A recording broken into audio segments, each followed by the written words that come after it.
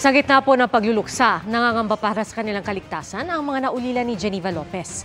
Dalawa kasi sa iniimbestigahan kaugnay ng krimen, dating mga pulis. Nakatutok si Jasmine Gabriel Galban ng GMA Regional TV. Mabait, matulungin at masayahin. Ganito kung ilarawan ng kanyang mga mahal sa buhay at kaibigan ang Kapampangan beauty pageant contestant na si Geneva Lopez. Willing siya lagi na tumulong, whether emotionally, spiritually, at kung ano man pwede niya maitulong. Kung pwede lang humingi ng wish na palit na lang kami, ganun ako willing na ipagpalit yung buhay ko, kapalit kung nasan siya ngayon.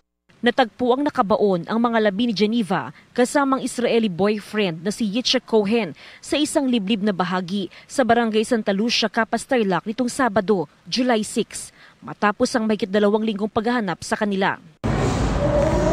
Sa inilabas na pahayag ng pamilya Lopez, nagpasalamat sila sa mga tumulong at nagbuhos ng oras para mahanap ang kanilang kaanak.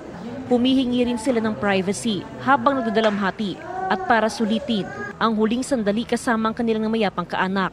Ayon naman sa legal counsel ng pamilya Lopez, natatakot ang mga naiwang kaanak ni Geneva matapos mapabilang sa persons of interest ang 2 dating pulis. Nung unang nalaman nila na yung isa or 2 na persons in interest ay dating mga pulis, meron na pong takot eh. Hindi mawawala yung agam sa kanila, siyempre yung takot.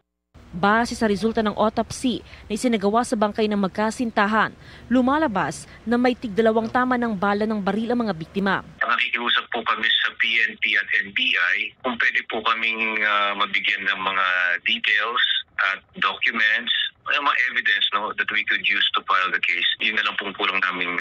Mula sa GMA Regional TV at GMA Integrated News, Jasmine Gabriel Galban, nakatutok 24 oras.